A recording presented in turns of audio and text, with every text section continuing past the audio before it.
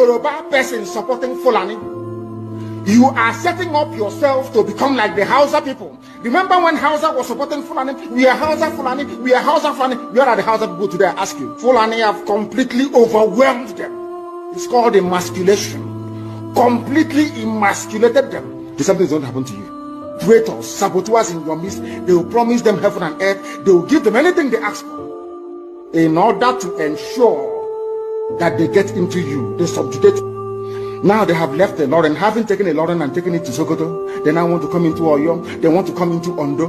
Once they take over all those places, it's over for the Yoruba race. Over for you. By the time the Fulanis are done with you, believe you me, if you don't rise up now to fight for your freedom, by the time Fulanis are done with you, you'll be more useless than a Hausa peasant doing Babiala. All right. Now, Mr. Christian, you are welcome to join this conversation. Good afternoon and happy Sunday. Thanks for joining us. Thank you, my brother. The last word I'm going to say before I hand the microphone over to you is that it is too late to stop Sharia in Nigeria. It is too late to stop this Islamization in Nigeria. In so many parts, it is already too late. The reason why I said it is too late, it is because of what has been done already, not what they are about to do. What has been done.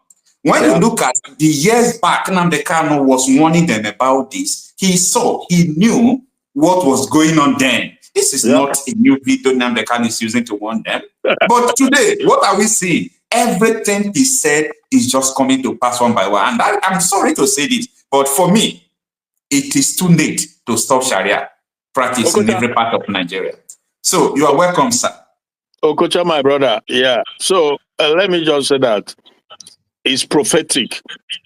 It's the prophecy of Mazi Nnamdi Kanu, the special one sent by God. But God has a purpose for his life. And I can guarantee you that by the grace of Chukwu Kabiama, the purpose will be fulfilled. You know, let me tell you this. I agree with you 100%. It's already too late, way too late.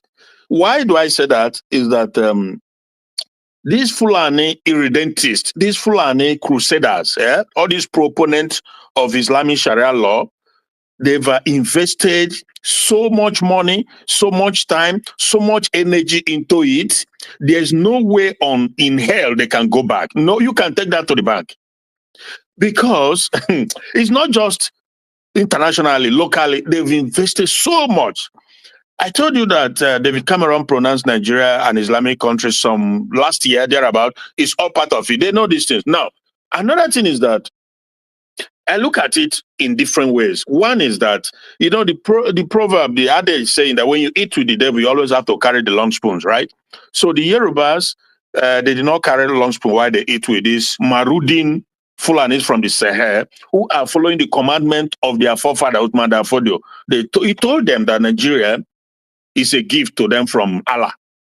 So that is the mindset of every Fulani. The Sultan, the Sanusi, the Erufai, just to mention a few, all of them, that is their mindset, that Nigeria is a gift for them, you know. So they are using Islam to conquer it. So why do I say, the thing is this, over the years, the Yorubas, they've been colluding with Fulani Northerners. And they have been enjoying the benefit of Nigeria economically, politically. They're rotating presidency back and forth among themselves. While we, the Southerners, Ndi Igbo in particular, then put us for Gota. Even one time, just one time that a Southerner, Jonathan, came in, they still gang up. These two people again, they gang up and they took him out. He only did one time. Now, so what happened is the Fulanis, to an extent, they feel a little bit disappointed that Yorubas are no longer, not standing with them, because they believe that Islam has penetrated Yoruba land so much so, maybe it's 40, 60% or 50-50 Yoruba Christian in Yoruba land, right? Huh? Yeah. Almost 70 today, almost 70, but I don't trust the statistics, okay? Because I did not conduct any statistic, okay? I did not conduct any. Exactly. So 70 days, 70 days, Muslim, 70 Christian, 30 or what? Other Christians are like 25%. And Muslim, how many? 70%. I don't carry call with that. So these recent statistics for me, It's manipulation too. Because that was not it even 5 years ago, 10 years ago, 15 years ago. Yeah. But hello, you don't hear me? Huh? Yeah, I'm with you, sir. I'm with you. Yeah. So the thing is, this thing when they talk, it's no joke. People think it's a joke. This is bigger than you can ever imagine. Do you know that the likes of Deboye, all these things when they happen, they know about it. I'm telling you. They know, but they're not talking. Listen now, there's a reason. Some years back, Adeboye attended a seminar in the UK where they reached an agreement that Islam was going to be the world religion because that every other religion and politics has failed the world and has failed humanity. So Africa, but Nigeria in particular, because let me tell you, as goes Nigeria, it's like America. As America goes, so goes the world. For the most part. As Nigeria goes, so goes Africa. We know that, the most populous country. So if they conquer Nigeria, but they've all summed it up already, that Nigeria will be an Islamic country. But there's good news, and we'll come to that later. So what happened is that you see this Muslim, like that guy, you play his voice on the ground, they are all, they all lie. In London, there's a guy who is from the Middle East, but he ran away because he saw the light and he discovered that what kind of religion is this? He was just enumerating the things that made him to run away. He said that he's from Lebanon. So he told me, for the first time, he told me about this thing. He said they call it Akea in Islam. He said that thing means lying to people who are infidels, people who you want to conquer. You can tell them anything, you can tell them all the lies just to conquer them and win them over. And if you check the history, that is what has been going on in Nigeria. The Buharis of this world, every time he opens his mouth, is lie. Because according to this guy, he said that in Islam, that is forgivable, is a forgivable offense before Allah. He told me that if you lie to infidel, people who are not believers, to conquer them, destroy them, or win them over, you go and pray to Allah, you'll be forgiven because you are doing it for the religion. Buhari, everything Buhari says about Nigeria is all lies. All this Erufai, there's one they call Shehu Sani, who they come out, that one will come out sometimes and be speaking like a liberal Democrat, but these are hardcore Islamic jihadists. I'm telling you the gospel truth. He welcome Hamas when they come to Nigeria, telling them that they have friends in Nigeria. That's Shehu Sani. So what am I trying to say is that this whole thing, I feel sorry for people. Nnamdi Kanu was saying it. No, people did not pay attention, but he forewarned them, you have to be careful. This is what is going on, and it has to come. If you don't take a stand, and now it's a little too late because first, they've won a lot of supporters among them, and they've infiltrated the land with their foot soldiers from the Sahel. They are all in the forest, and this guy is telling you about jihad now, that their region is being threatened, because jihad means when somebody tries to prevent you from following your religion, that is jihad. So that is what you're going to see start happening anytime from now in Yoruba land. Because the thing is, again, they continue with this lie. I watched a program yesterday on Channels TV. Okocha, can you believe it? On this Channel TV, though my voice, something they do on background, I don't know whether now from your side or my side, I don't know. You hear me? No, I can hear you. Soak there. All right. So yesterday, I watched a program on Channels TV. There's this Yoruba guy and the journalist. Of course, they are the journalists in Nigeria. They control the media, the Yorubas. And the chicken is coming home to roast. Because in life, what a man sow, that he shall reap. Okay, so this guy, he works with Arise sometimes, and sometimes with Channels TV. He works with that Chamberlain. I think the Chamberlain is South guy or whatever. Now, he was there with another woman, two of them. So they had this discussion on, the topic was Sharia topic, right? Yeah. I listened to it. Okay. Listen, Okocha. To my surprise, because I followed the program from beginning to the end, the three panelists that were there, they were for Sharia. They were Sharia crusaders, and they call it a debate. How can you have a debate when you have only one side talking? There's no counter. Nobody is countering you. Nobody is speaking for the other side. And Channels TV, they call it a debate on Sharia. That is crazy. Because I listened from the beginning to the end. A rigged debate. That is a rigged debate. Exactly. Debate. Yeah. Exactly.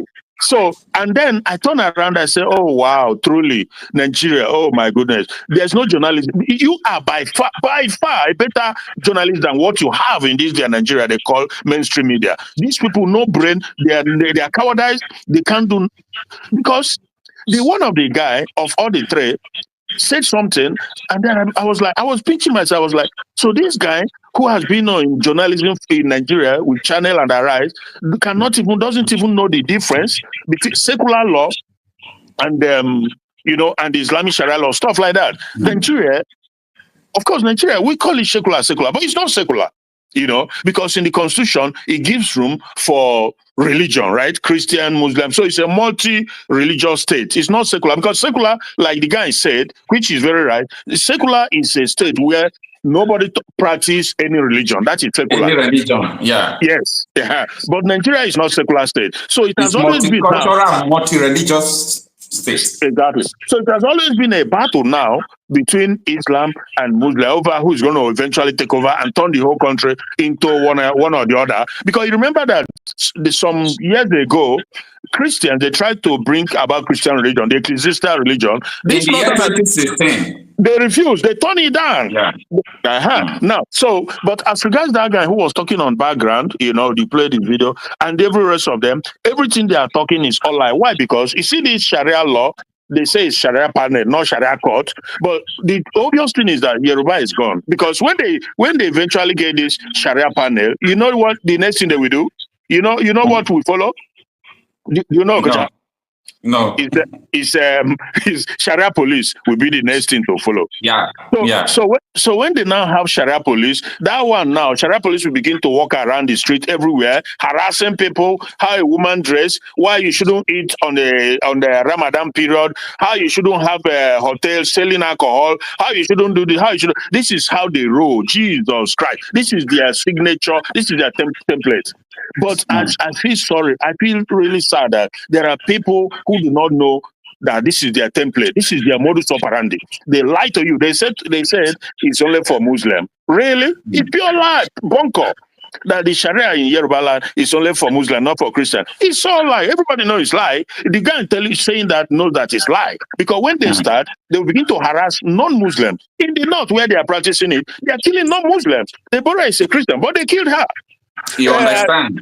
Akaluka, you remember Akaluka many years ago, they cut off his neck because they said that he manhandled Quran. But he's not a Muslim, but they tried him, they forced him into it. As we speak today, go to those states practicing it.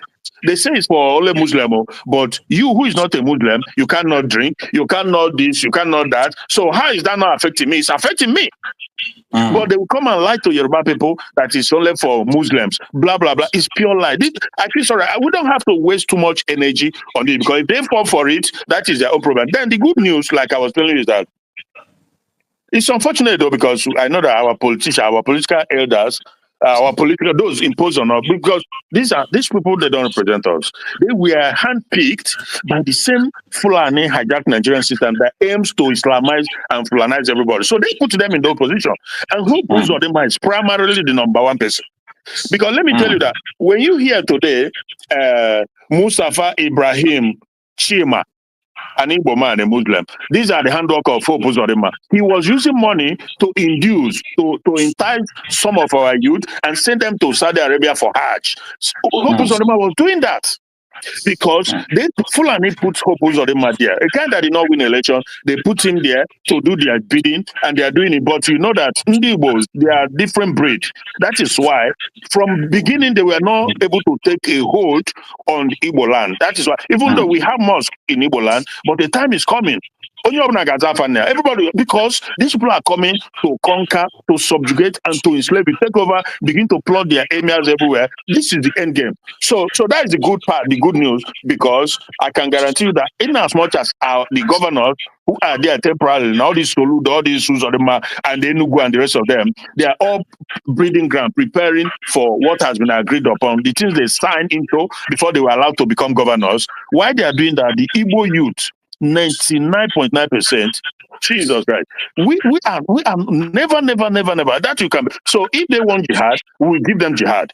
Because we don't make trouble. We are peaceful people. We live our life. But if you want to come and overcome to impose on us what we are not, it will go down. So that is the thing, my brother. But yeah, I don't know. I think you asked another question. But anyway, let's leave it there for now. So obviously, yeah. All right, sir.